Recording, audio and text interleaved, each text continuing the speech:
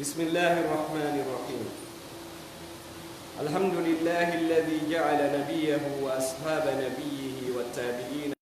قدوة وأسوة حسنة للمؤمنين، والصلاة والسلام على خير الورى شمس الضحى محمد وعلى آله وصحبه أهل التقى يوم الجزاء. وبعد، أيها الناس، اتقوا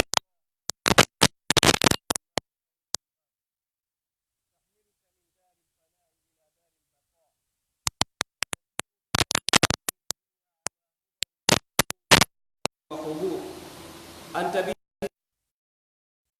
بين أهل الدنيا ورفيع القدر بين أهل الأخرى.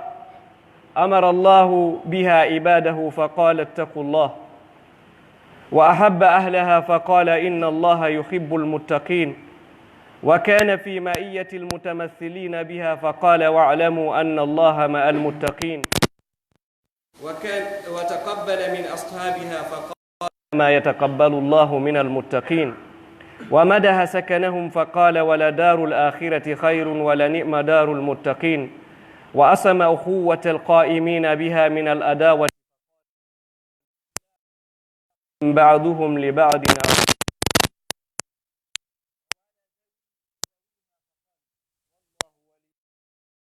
وأمن خوفهم يوم القيامة فقال والعاقبة للمتقين، ووعد المحافظين عليها فقال إن المتقين في جنات ونهر، وقال إن المتقين في جنات وعيون، وقال إن المتقين في جنات ونعيم، وقال إن المتقين في ظلال وعيون، وقال إن المتقين في مقام أمين. يتي الله o waɗuɗo annabajo makko on e wondiɓɓe annabajo makko on e ɓen iwtirɓe ɓaawo maɓɓe ñentinal e misal moƴƴal jembintintengal wonande julɓe ɓen gomɗinɓe ɓen. en torike mo kanko Allah yo ɓeydo jamme kisi e hoore ɓurɗo moƴƴude e tagore nden, ko woni nange wallu ha jalbendi, ko woni Muhammad e ɓengure makko nden e wondiɓe makko yimɓe kulol Allah e kala jokkuɗo batte teppe maɓɓe ɗen ha ñalande juddi kuuɗe. ko enoyi yo jeyaɓe Allah hulen Allah, haray kulol Allah ko ɗum ɓuri moƴƴude e coñci. kulol Allah rondotoma itte e galle lannayɗe ɗen naɓe ko galle ɗe lannata, harayɗa ko hoore leydi ɗo kono ko to wuruɗa. ɗum naɓete ko adna ɗo waɗe e hoore peewal e annora e yarluye Allah e ɓuttu ɓernde. an a wonay sabu kulol Allah ngol moƴƴuɗo jikkuuji hakkunde yimɓe aduna ɓen, towuɗo darja hakkunde yimɓe lahara ɓen. Allah noon yamiri fi kulol Allah o inni hule Allah, he o inni mo yiɗi hulayɓe Allah ɓen o inni kanko Allah inna allaha yuhibbul muttaqin, Allah no yiɗi hulayɓe mo ɓen. kanko Allah o holli en ko ayeje makko wonde mo wondi e huloɓe Allah ɓen, o holli en ko jaɓanta golle mum ko hulayɓe Allah ɓen, o manti galle ko o marani ɓe kon o inni wala darul akhirati khayr, ko galle ɗen ko lahira ɓuri moƴƴude, wala ni'ma darul muttaqin, pellet moƴƴi galle hulayɓe Allah ɓen. si Allah moƴƴini ha gayni o inni moƴƴi haray ko hawa ɗon. ko noon kadi o hiwi weldigal welduɓe ɓen e hoore kulol Allah, o inni ko lahira al akhillau yawma idin, weldunoɓe ɓen ko adna ɗo si ɓe yahi ko lahira nden ñande ba'duhum li ba'din adu, ndu yoga e maɓɓe ko ayɓe wonande yoga illa al muttaqin, sina wonno weldunoɓe e hoore kulol Allah ɓen ko hoore adna ɗo ɓen ɗon giggol maɓɓe ngol wonay ko adna ɗo ha ko lahara hara ngol bonali. amma weldunoɓe e hoore yeddugol Allah ɓen ɓe hulali Allah ton ko kambugol toro Allah huɗa bandiji majjinnoɓe ma ɓe weldunoɓen, inna Allah lettuɓe ko ɓen ukkiɓe probléme ko ɓe woni ɓe. Allah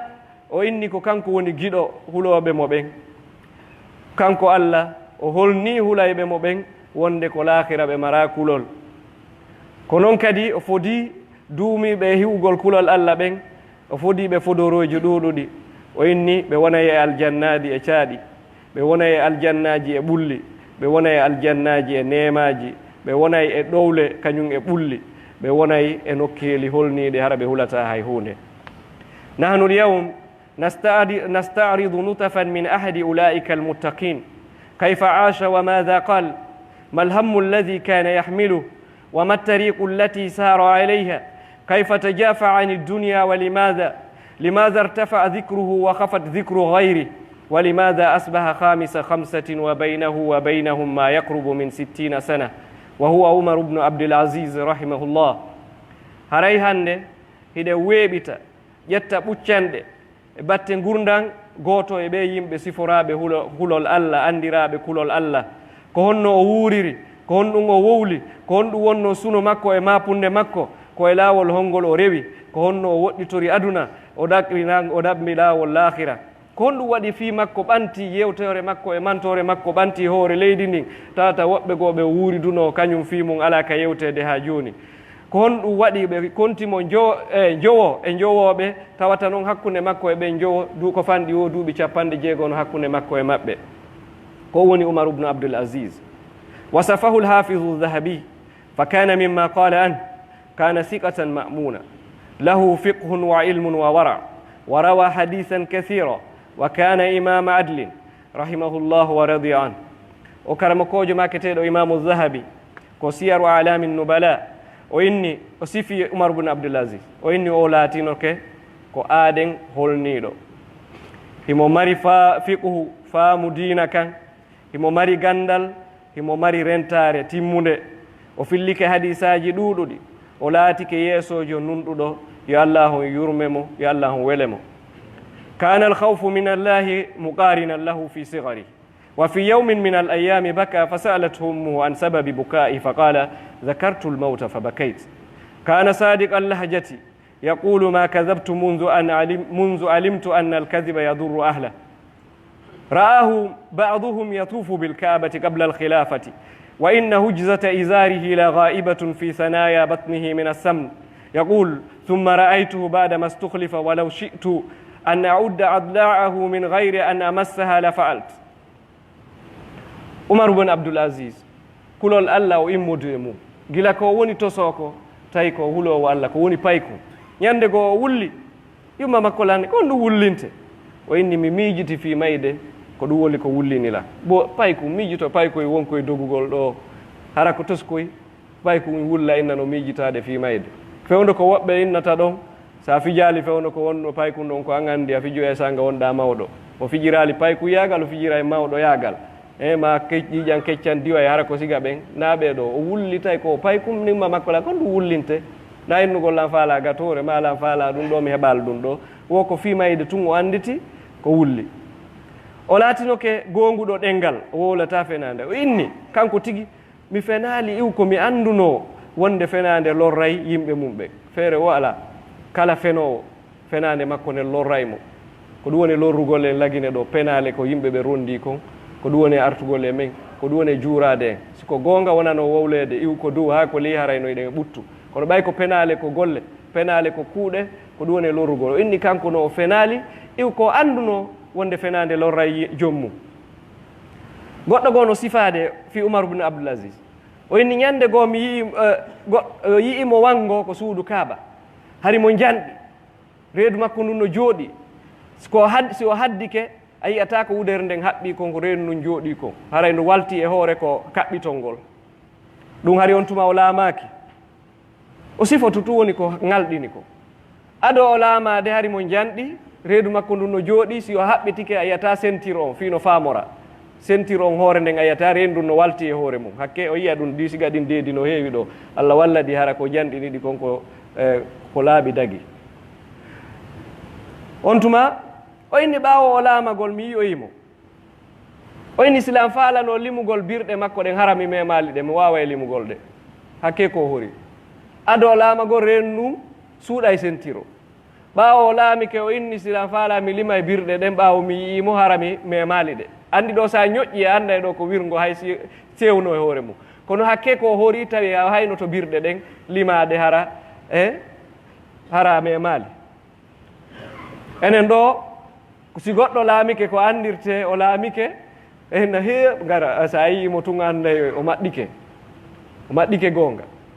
hari mo tampi joni o hentike hari mo sewi joni o ƴuufi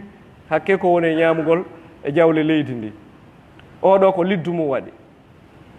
wa dhata marratin dakhala alayhi Muhammad ibn Ka'b al-Qurazi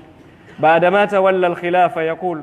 فجعلت أنظر إليه نظرا لا أكاد أصرف بصري عنه فقال ما لك يا ابن كعب فقلت أعجب من تغير جسمك وتبدل حالك. فقال فكيف لو رأيتني يا ابن كعب في قبري بعد 3 ليال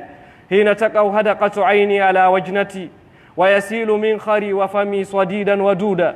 كنت لي أشد إنكارا. محمد بن كعب القرظي أدون أنن عمر بن عبد العزيز باو يهي وتوي عمر بن عبد العزيز كو يئنو مو punnimo o inni mi ndaari Umar ibn Abdul Aziz tawi mi ala yiilugol yeeso ango ha Umaru ndaari mo inni ko honɗum waɗi si a ndaari ralan ni o inni haqiqa tan mi haawi no ngalɗinilan ko mi yi waylagol alhaali maako honno alhaali ma on sansiri ha wawnirɗa ni ko Allah mi tata joni mi wayruno hiɗa hettiɗa laba joni hiɗa hori hiɗa tampi ɓanndu ma ndum fof rawniti waywa nawnduɗo heɓi duuɓi ko ɗum woni ko ngalɗinilan Umar ibn Abdul Aziz innimo ko honno ñande si a yiilam ɓanndu ndum ɓaawo balɗe 3 ko kaburu so a faytilan ko aduna ɗo simi wonoyi balɗe 3 ko kaburu haray jite ɗen fetti ɓaleeri ndi waalike ka kuupi e kine ɗen e hunnduko kon no ila mbordi ko on tuma ɓurtatalan faytugol ko ɗum o jaabi o si a faytilan ko aduna ɗo mi naatali taw ko kaburu ko si mi yaltinama ko kaburu ɓaawa balɗe 3 ma ɗon udditama yiilan ko nden ñandata ɓuratalan faytugol ayi hakkille yimɓe no serti e ko wona kon ɗo miijagol kañum maayata waɗa ko faala hara miijototaka wonde maaye oɗo ko ɗum ko laamino hannde kadi tawi ko ɗum woni suno makko on ko honno laahira makko on moƴƴirta ñande goo o windani goɗɗo yimɓe makko ɓe inni amma ba'd fa innaka in istash'arta dhikra al-maut fi laylika wa naharik baghada ilayka kulla fan wa habbaba ilayka kulla baq wassalam. o windani musidɗo makko yimɓe suudu makko ndun leetere o inni an si tawi a ɗuɗɗini miijitagol fi mayde ka jemma ma e ko ñalorma ma ɗum añinte kala ko lannata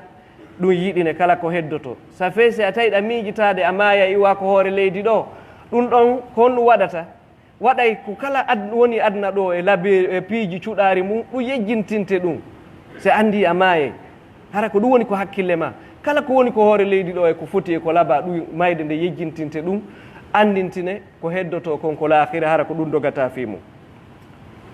حدثت زوجته فاطمة بنت عبد الملك فقالت قد يكون من الرجال من هو أكثر صلاة وصياما منه ولكني لم أرى رجلا من الناس كان أشد خوفا من ربه من عمر كان إذا صلى العشاء دخل بيته فقد يكون معي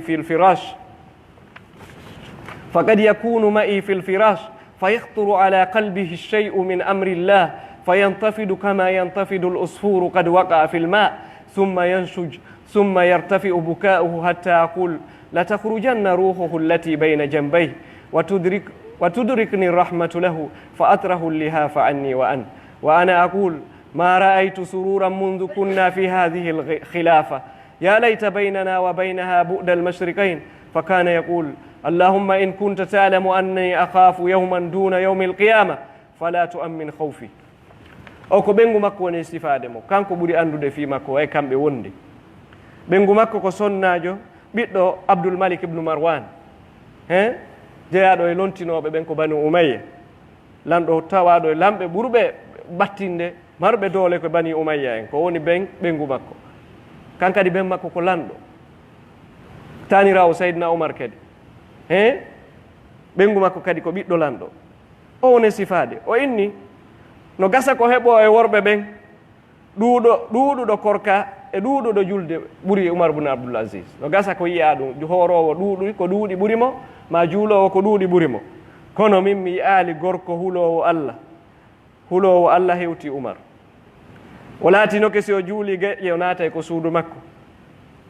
o inni wonde ɓe wonay ko danki hara ɓe waali fii Allah on arta e makko kulol Allah arta e makko o immo kisan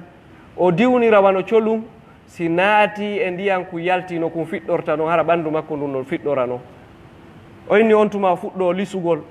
wulla seeɗa seeɗa neeɓa tahito ngon towa hara o wulli fof nana o inni on tuma minna ki wonki o yalta e jooni oɗo si o wattana lila wonki makko ki ngol wullugol naɓoraymo on tuma o inni kanko sonnajo o itta suddare ko ɓe suddi ko wallina to on tuma kanko sonnajo o inna gila men laamu men heɓi ngulaamu men yiyaali welo welo gila men laami men yiyaali welo welo hara sindo Allah waɗino hakkunde amen e laamu ko woni hakkunde e funnaange ɓengu makko yelotono taw hara ngul laamu wonino hakkunde maɓɓe hakkunde maɓɓe e laamu ngun ko woni hakkunde hinnaange e funnaange woɗɗugol hakke ko tawi laamu ngu weliraali ɓe enen ɗo si goɗɗo laamike balanji tappete ɗon tergite tugge ture waɗe ɗon yontere hara laawol ngol no baara goɗɗo rewata ɗon tantiji joɗɗine ɓe anndi sukkagol wujja jatta fena waɗa piiji pankareji heɓike ñaama otoje daro nano e ñaamo cuuɗi darne hirnaange e funnaange ɓiɓɓe ɓen naɓe naade leyɗe porto tiroɗa e dollar naade université ji jani buuɗe haram ko ɗum oɗo ko ɓengu makko tigi woni gila men heɓi laamu men yaali welo welo onon ɗum no serti e lagi ɓe gila men yii laamu ko welo welo tun fubbagol e ɗa ƴawa e avion je ƴawra jolda dogina otoje ngal ɗo hande ngal ɗo janngo yontere nde mo faala lewru mo sansidira e otoje ngo welo welo ko taƴaygo ngo welo welo Allah walla ɓe hara ngo hattiraali ɓe ɗo kono noon no metti fiino ngo ronka hattirde ɗo ñaami hakkeji yimɓe leydi fof soñjaji ko darnirteno labtaniji ko darnirteno l'école ji ko moƴƴinirteno laawi ko naadirteno courant ko hiwirteno yimɓe ɓen hara ɓe soñjaki ɓe jattaka ɗum fof no wakka e deedi ɗum fof no naada e compte ji ɓe no serti Oumar ibn Abdoul Aziz kanko Oumar ibn Abdoul Aziz o inni Allah si tawiɗa anndi lan hula ñallal gootal e ñalaaɗe aduna ɗo hara hara na laakara so anndi lan hula ñallal hara o na ñalaande laakara Allah wota holnan wota ittu kulol ngol e so fe hari o mara ko o hulata ko aduna ɗo ko hulata wo ko fii ko honto o tawata Allahu subhanahu wa ta'ala wa dhata yawmin kana jalisan fi lbayt fabakat fatimatu fabaka ahlu ddari la yadri haula'i ma abka haula'i فلما تجلت عنهم العبرة قالت فاطمة بأبي أنت يا أمير المؤمنين مما بكيت قال ذكرت يا فاطمة منصرف القوم من بين يدي الله عز وجل فريق في الجنة وفريق في السعير ñande go ɓe jooɗi tun ko suudu o fuɗɗi wullugo o wulli neɓaali ɓengu makko wulli neɓaali wullago nangi wonɓe ɗon ɓe fof ɓaawo deƴƴitoyi ɓengu makko landimo ɓay goto annda ɓe woyi tum no wulla kono no wullimma o inni o jooɗi o waɗi télé on wasi laakara on dargal ngal no dari yeeso makko mo renti ko feƴƴata ɗon kon ñaawama gaynama ɓeeɗo fokkiti ko yiite ɓeeɗo fokkiti ko aljanna ko ɗum o anditi ko ɗum o yii yeeso makko ko ɗum addi wullugol e makko ne ñande koye goɗɗum koy ñande fof daroto iwo aranɗo e ha sakkitiɓe probléme ji fof weeɓita gundo to e mum fokkitirɗa ko ɗum wonno ko miiji o wulli تقول فاطمة بنت عبد الملك زوجة عمر بن عبد العزيز دخلت على عمر فإذا هو في مصلاه يده على خده ودموعه سائلة فقلت يا أمير المؤمنين ما بك أشيء حدث قال يا فاطمة إني تقلدت أمر أمة محمد صلى الله عليه وسلم فتفكرت في الفقير الجائع والمريض الضائع بينو سيرت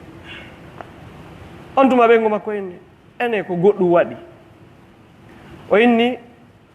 mi ronditike dongal mofte annabijo Muhammad sallllahu alayhi wa sallam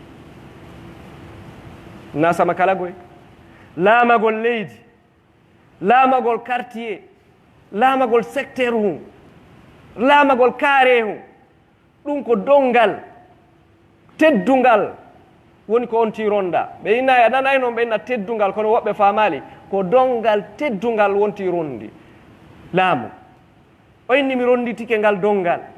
mofte annabijo Muhammad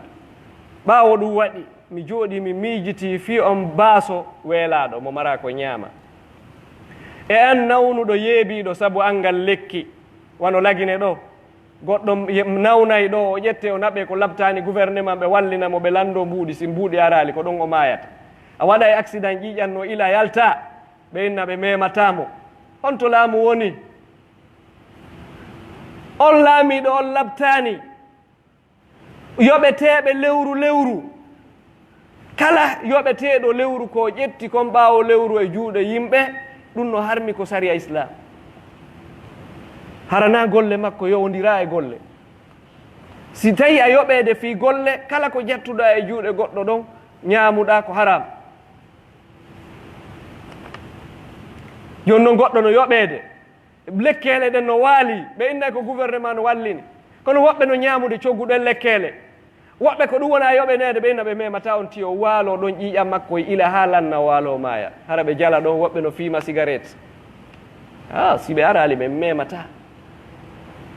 ko dongal molanangal ɓen ɗo fof rondimo be beru ko Allah rondinimo kon e dongal hoorejo on beru hooreyagal makko ngal leyle ɓe beru leyleyagal maɓɓe ngal ko responsabilité molanaɗo ko ɓe jaaboyto janggo ko ɗum Umar ibn Abdul Aziz o inni min miijitike fi on nawnuɗo yeebiɗo saabu angal lekki mi miijiti fi on holɗo mo mara ko ɓorno hara mo tampiri jangol ma mo tampiri e angal conci mi miijiti fi on tooñaɗo doola so woɓɓe no soka yimɓe no nanga ko leydi ɗo soka hara ɓe ñawatake woɓɓe no sokoya hara dossier maɓɓe walaki hay nokku ko justice sakko ɓe inna ɓe nodda e mo toon ɓe ñawam ko naɓugol tulliɓa toon fanka bude ɓe wona toon ha ɓe ñola ko ñande ɓe tawi goɗɗum ɗum maayi ɓe hiɓɓe haykoya woɓɓe goo ko saaga ɓe tawi maaya e woni ɓe yaltina ɓe accitirani hara wata immagol yaha hara woɓɓe wi'a waɗa ko ngaygu tu siga ɓen tooñe kanko Umar ibn Abdul Aziz ko ɗum woni e miijitagol o miijiti wo fi on koɗo tawɗo hara mo jogita joge bonɗe ɓay ɓen fof kala wonɗo e ley laamateri ma foti ko yimɓe leydi foti koko janano ɓen ɗon fof koko ley laamateri ma Allah landotoma fi maɓɓe mi o miijiti fi miijiti fi jooma ɓen nguure e sera leydi ndin fof ko honno woni gerdugol ko honno woni feƴƴinirgol on tuma mi andi mi felliti wonde Allah landitotolan fi ɗum e wonde noon ko woni avocat ɓe mofte Mouhammad Jango ko annabijo Mouhammad tigi woni avocat maɓɓe miɗo huli Jango si min e makko min fewtodiroyi o landitikelan fi mofte makko ɗen wota mi ronkoye komi wowla wota mi ronkoye komi darora mi yurma hoore an ko ɗum woni ko wullinila فلقد كان عمر بن عبد العزيز مع علمه وفضله وعدله وورعه خطيبا مؤثرا فإذا وعظ وخطب أخذ بمجامع القلوب لجزالة لفظه وحسن حديثه فيبكي ويبكي قال في خطبة له فإن الله عز وجل لم يخلقكم أبثا ولم يدع شيئا من أمركم سدى وإن لكم معادا ينزل الله عز وجل فيه للحكم والقضاء بينكم فخاب وخسر من خرج من رحمة الله التي وسعت كل شيء وحرم جنة أرضها السماوات والأرض فاشترى قليلا بكثير وفانيا بباق وخوفا بأمان ألا ترون أنكم في أسلاب الهالكين وسيخلفها بعدكم الباقون كذلك حتى ترد إلى خير الوارثين ɓeyni Umar ibn Abdul Aziz koko nanɗo himo wulla fof koko nanɗo himo nunɗi mo mari gandal o wonino aaden waajotoɗo si o waajike o battinayi si o waɗi hutuba o nangay ɓerɗe ɓe waajotoɓe yewte sabu newagol konnguɗi makko ɗin e laaɓugol majji kañum e moƴƴugol yewtere makko nden o wullay o wullina e yewtere makko ñande goo o waɗi hutuba o inni ko onon yo yimɓe Allah tagirali on sabakala o accirali on hoore meere ande hiɗon mari aadi e fottirde ko Allahu subhanahu wa ta'ala jippoto fi ñaawugol hakkunde yimɓe ɓen ñaawugol hakkunde yimɓe ɓen haa woɓɓe yelo si ɓe wonay no nduggu wa yaqulu lkafiru ya laytani kuntu turaba sabuna si ɓe yi o yiite ngen ɓe yii alhaaliji ɗin ɓe anndi feere o ala ɓe ko ɓe bomɓe ɓe yelotono hara ɓe woni nduggu wona kulle ɗen ko hay kulle ɗen si toñidiri piyidiri ko aduna ɗo Allah ñaaway hakkunde majji ñande laakara si ɗe yottike ɗe yottodiri gasi laaɓi o watta ɗe nduggu ko hontuma bani adama o yeloto wonugol nduggu o inni Allah jippoto nde ñande ñaawa hakkunde mo haray noon perdi hayri on yaltuɗo e yurmede Allah yaajunde ɓuri kala hunde kala tawɗo nden ñande yurmede Allah o soraali e ɗum kay kanko ko yaasi ɗon o woni haray o perdi kala ɗalaɗo aljanna tawɗo yangeede mum no ɓuri leyɗe ɗe kammole ɗin, kala faɗuɗo ɗum haray o faɗi o perdi. kala sooduɗo ko fanɗi soodiri ɗo ƴetti ko ɗuuɗi soodi ko fanɗi haray on hayri. kala ƴettuɗo ko lannata wattiti e ko lannata haray o woni perduɗo. kala wattituɗo hoolaare e kulol haray o woni perduɗo. ene o yiyaali wonde hiɗon jogiti ko woɓɓe goo jogino, safe ko jawle woɓɓe goo ko accuno. buyno darni étage ji ɗo ko étage ji ko woɓɓe hoɗuno, ko galleji woɓɓe sooduɗa hiɗa darnude.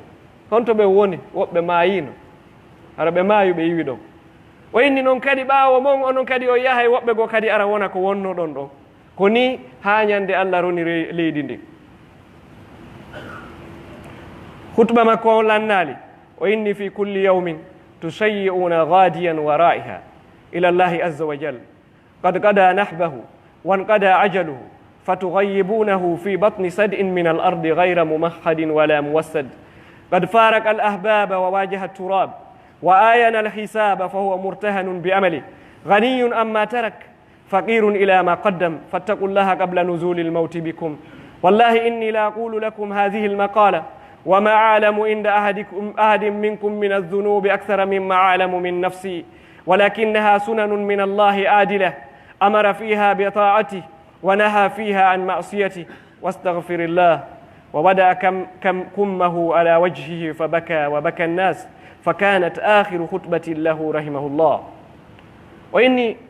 ñande wo ñande hiɗon ɗowta fureji surroyaɓe bimbe kikiɗe oɗo timmini lajal makko ngal naɓonmo naadonmo e ceekol immorde e leydi ndin ko ɗum woni qabru hara o weƴƴitanaka o awlaki o acci yiɓɓe ɓen o fewti e tura e mbullari ndin o haynike hasboore nden haray mo jogodiri e golle makko ɗen ɓe seedata ko alɗuɗo ko yondiniɗo kala ko acci ɓaawo hande kadi haaju makko ala e mum kono himo maapori konko o naɓirno yeeso ko ɗum o hatonjini e mum. o inni hule Allah atto mayde jippagol e mon. o inni ko komi woni e wowlo fop e hoore no mi woli e wolirgol noon fof mi la wolande o ngol konngol kono mi annda goɗɗo rondiɗo bakka to ɓuri komi rondi ko sabuna ko alhaali an on mi ɓuri anndude di alhaaliji mon ɗin. kono noon ko sunnaji Allah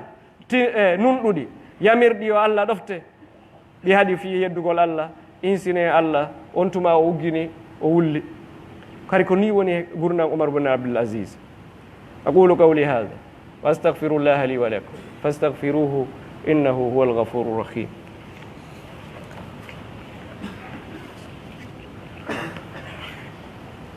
الحمد لله ولي المتقين ولا عدوان إلا على الظالمين والصلاة والسلام على سيد الأولين والآخرين محمد وعلى آله وأصحابه أجمعين وبعد فيا عباد الله اتقوا الله تعالى. هريه لين الله عمر بن عبد العزيز فلما نزل به الموت قال أجلسوني فأجلسوه فقال إلهي أنا الذي أمرتني فقصرت ونهيتني فأصيت ولكن لا إله إلا الله ثم قال إني لأرى حضورا ما هم بإنس ولا جن وقال لأهله اخرجوا عني فخرجوا وجلسوا عند الباب فسمعوه يقول مرحبا بهذه الوجوه ثم تلا قول الله تعالى تلك الدار الآخرة نجعلها للذين لا يريدون علوا في الأرض ولا فسادا والعاقبة للمتقين. إني بيننا رميد جيبك عمر بن عبد العزيز وإني بنقول ما كنا إمنا لن جؤنمي بيمنيمو بجؤنمو en fof en hewtay ɗon yande tawa wawata immagol jooɗo nafere ko feƴƴi ɗon on tuma inni Allah komi woni jeyaɗo ma mo yamirɗa on mi raɓɓinɗini mi timminali ko yamirɗa kon haɗuɗami mi yeddi kono noon lan seedi reweteɗo ala sina an tum e gonga. on tuma o inni hilan yiya ɗo woɓɓe wona yimɓe wona jinna o inni ɓe guure makko nde yalte ɓe yalti ha bandiji gono ɗon si malaika mayde jippike ɗi ciiloto kala wonɗo ɗon ɗi peɗo ɗi nanga dankiki ndi haɓɓitoɗi yata na innugol yalte accuɗon mi e maɓɓe ko faale heɓugol ko faabo ɗum ko to faabotako ɗi ɓen ɗon no toon Allah dandu en heɓugol ɗum ɓe jooɗi ko dambugal ɓe nani himo wiya sadi ko tooliɗe geece jalbuɗe on tuma o jangi ngal ayewal o inni ɗey galleji lahira ko Allah daali ɗon ɗin galleji lahira meɗen waɗa ɗi wonande ɓen ɓe faalaka mawnintinare ko hoore leydi ɓe faalaka waɗo bononda ko hoore leydi battane moƴƴe wodani ɓen huloɓe Allah summa hada assawtu fa dakhalu alayhi fa ida huwa qad mat wa qad ghamada aynayhi wa wajhuhu ila alqibla rahimahullahu rahmatan wasi'a ɓawo jangi ɗum hito ngon deƴƴiti ɓay neɓiti seeɗa ɓe naati ɓe tawi o maayi mo fewti qibla gite makko no ombi nda ko goɗɗi goo partinoto uddita hunnduko mum haa ko hatta kaacogo tawi mo waali haa moƴƴi fewti qibla kanko tun goɗɗo jogaaki mo gite makko no ombi on tuma o feƴƴini Allah yurmode temmude koko wowlaaɗo ko fii makko kanko sen ari yiyen kanko ko accani ɓenguure makko nden ndaren ko wona waɗede ko o inni rawa ahlu tarikh annahu lamma hadarat sakaratul maut jama abna'ahu as-sab'a aw ath-thamaniya falamma ra'ahum baka wasta'bar ودمعت عيناه ثم قال لأبنائه والله ما خلفت لكم من الدنيا شيئا إن كنتم صالحين فالله يتولى الصالحين وإن كنتم فجرا فلن أعينكم بمالي على الفجور تعالوا فاقتربوا فقبلهم واحدا واحدا ودعا لهم وكان قلبه يسل من بين جوارحه وخرج أبناؤه با هewti ko mayata ɗo o noddi ɓiɓɓe makko ɓen ɓe ari ɓenni ɓiɓɓe jeɗɗo ma e jeetato o marno ɓawo yiɓe wulli ɓay o andi ɓe seeday woni o wiyani ɓe wallahi mi accanali on hay hunde immorde e aduna o mara foy ko ƴetton ɗo ko woɓɓe woni waɗgol sooda cuuɗi France Europe Amérique Afrique kan haala ala darna partout inna ko accana ɓiɓɓe mum ɓen accanali ɓe hay hunde so tawi ko jawle leydi ma wujjuɗa soodoyɗa ɗum on tuma o inni mi accanali on hay hunde kono si tawi ko moƴƴuɓe Allah kipa e fi moƴƴuɓe ɓen allahu waliyu yatawalla salihin haray mapanaki o si ɗo moƴƴi mi mapanaki o hay si mi accirali o he hunde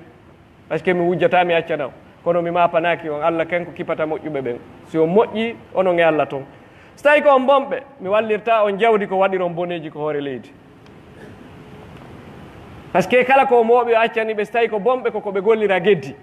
yaha luwa hôtel ji jira bandi naɓora bandiji ɗimmoji mum wala amugol waɗa gorɗo garda wallitora ɗum ɓay kono boniri heɓori o inni haray so tawi ko ɗum on tuma mi wallirta on jawdi andin ko waɗiron boneji on tuma inni ɓatte ɓe ɓatti arɗo wo lunnomo ha ɓe gayni ɓiɓɓe makko ɓe yalti ndaare ko Allah waɗata ɓaawo ɗum goɗɗo goo no fillanade en ɗo en daroto ɗon inchallahu tan o yahi o inni qala ahlu tarikh أخفى التاريخ إخفاءة عن أبناء عمر بن عبد العزيز السبع والثمانية وقد خلف لكل واحد منهم 12 درهما فقط وأما هشام بن عبد الملك الخليفة فخلف لكل ابن من أبنائه 100,000 دينار وبعد 20 سنة أصبح أبناء عمر بن عبد العزيز يسرجون الخيول في سبيل الله منفقين متصدقين من كثرة أموالهم وأبناء هشام بن عبد الملك في عهد أبي جعفر المنصور يقفون في مسجد دار السلام يقولون من مال الله يا عباد الله بين تاريخ مني نسوي سيدا تاريخ في بيت مكة يجتي سيدا في بيت عمر بن عبد العزيز ودو بنوغاي تاريخ نودتي في مبد وباو دو بنوغاي فجي عمر بن عبد العزيز كو أتيان نوغوتو بيكو مبور سابويدي dirham ɗum ko kaalisi on mbus sappo e ɗiɗi goɗɗo ɓiɗɗo lanndo laamiiɗo na siga laamagol lagine koy ko iw madinatul munawwara haa memoyi on tuma haa égypte irak en fof iran en fof haa memiroy to sin keeri maɓɓe to fof ende fof no naati e ley laamateeri maɓɓe on tuma ko ɗum o laami o accana ɓiɗɗo makko ɓe mbus sappo e ɗiɗi ko ɗum woni ko ɓe roni kono goɗɗo gono to wiyeteɗo Husam ibn Abdul Malik kanko accanno ɓe guluuji 100 dinar 100,000 dinar ɓiɓɓe makko ɓen ko ɗum accanno oɗa acci sappo e ɗiɗi oɗa acci guluuji 100 dinar fi ɓiɗɗo makko ɓe o yise ko serti ko kono ka ɗumɗa koko laaɓi ɗumɗa koko harmi ɓe inni ɓaawo duuɓi nogay ɓe yiwno ɓiɓɓe Umar ibn Abdul Aziz ɓe kala ko wiya fi wallugol fi Allah hiɓe prépara e gelu ɗuma honno pucci fiyawgol haɗa fi sabilillah hiɓe dépensa itta sadakaji sakke ko jawle ɗuuɗi nano e ñaamo fi sabilillahi no ukkitire buuɗi ɗin ko ɗuuɗi ko ɓe accananoɓe ɗaguluji temedere tawi ɓe daro e juulirde wiyetede masjide darissalam hiɓe ɓiɓɓe makko ɓe no toro ɗo ɓe inna okko remen immorde e jawdi allah ni fi sabilillah ɓaawo duuɓi noga tawi ɓeeɗa no torade accanaɓe guluji temedere woni no manjallaji accanaɓe mbu sappo e ɗiɗi no ittude sadaka fi sabilillah jawle maɓɓe no ɗuuɗi no heewi ɗum kadi ɗe yiwde ɗum afrique ɗo woɓɓe goo ko accanano leyɗe yeeyino galleji yeeyino no beppotirde yaha justice fi ko lutti ko fi honɗum ko ni heɓori ɓe maayay ko ɓe miskine ɓe maayay ko ɓe tampuɓe ɓe ɓuttinta adna e lahara woɓɓe goo kadi marana ñande goo ɓen ko ɓe maroy ɗon immoto nanga ɓe fof soka ɓe inna ko jawle jattade min andirama golle min andirama honto siga ɗi iwata waɗa ko re feƴƴugo e andi ɗum fof waɗay fi hon ɗum wona ko laaɓi wota ma po accana ɓiɗɗo ma on ko harmi ma po jannamo ma po waɗamo hulowo allah accidamo e ko inni ko fa in takunu salihina fallahu yatawalla assalihin wa in takunu fajara fala uinukum bi amwali ala alfujur so tawi ko moƴƴuɓe allah kipayo so tawi ko bomɓe ɓe ala accangol on ko bonniro qulu qawli hada wa astahfirullaha li wa lakum fastahfiruhu innahu huwa alghafuru rahim en torki allahu subhanahu wa ta'ala emo andi mapundeji men ɗe ɗuɗude majji e sertude majji yo allah ittan en ɗi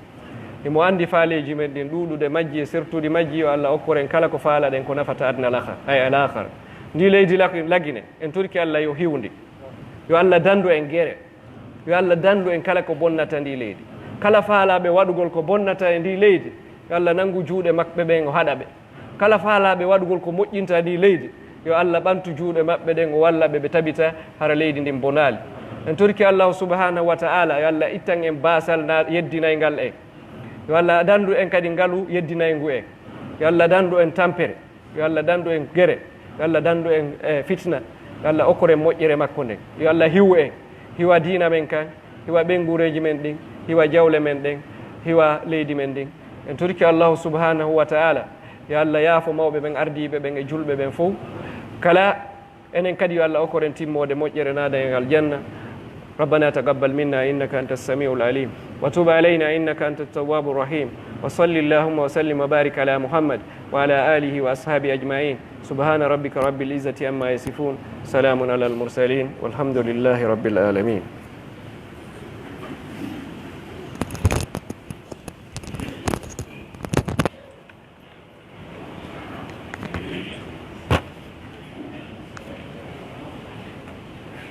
الله أكبر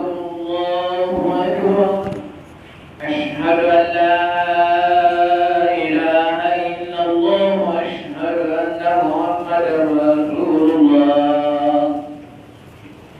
حي على الصلاة حي على الفلاح قد قامت الصلاة قد قامت الصلاة الله أكبر الله أكبر لا إله إلا الله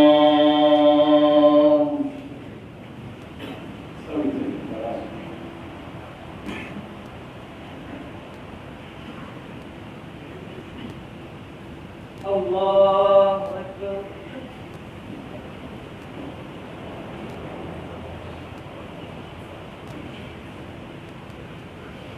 الحمد لله رب العالمين الرحمن الرحيم مالك يوم الدين إياك نعبد وإياك نستعين اهدنا الصراط المستقيم صراط الذين أنعمت عليهم غير المغضوب عليهم ولا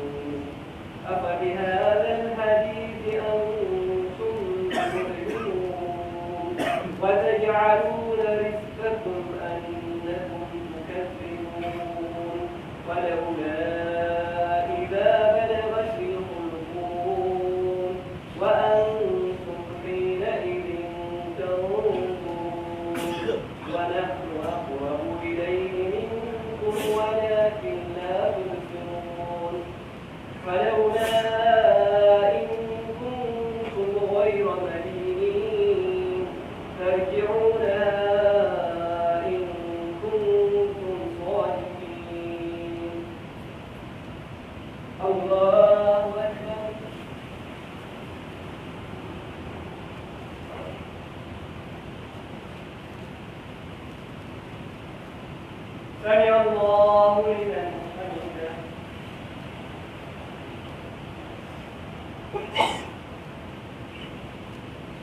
الله أكبر.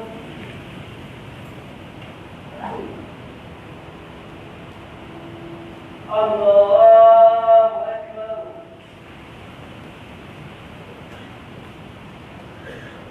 الله أكبر.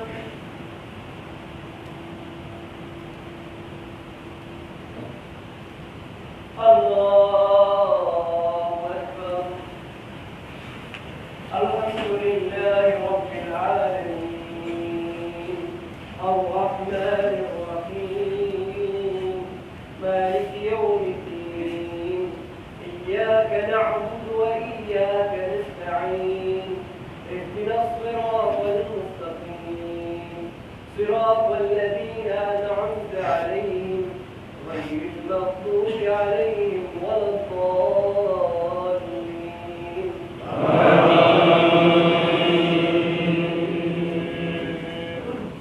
فأما إن كان من المقربين فروح وريحان وجنة نعيم. وأما إن كان من أصحاب اليمين فسلام لك من أصحاب اليمين. وأما إن كان من المكذبين الضالين فنزل من حميم وتصلية جحيم. إن هذا لهو حق اليقين. فسبح باسم ربك العظيم. الله أكبر.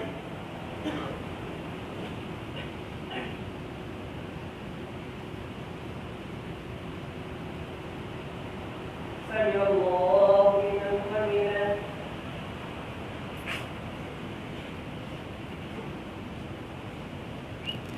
الله أكبر.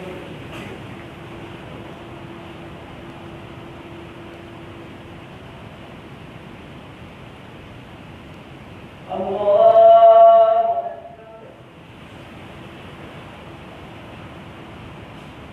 الله أكبر.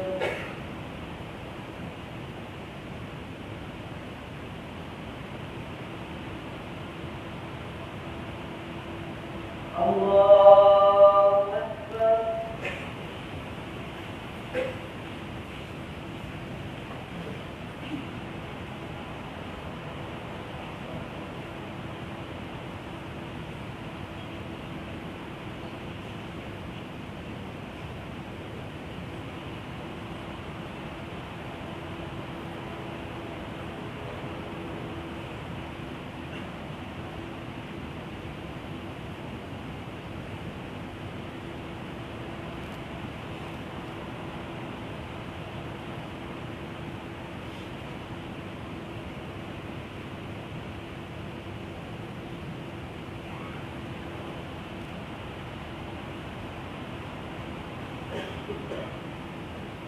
السلام عليكم ورحمة الله. السلام عليكم ورحمة الله.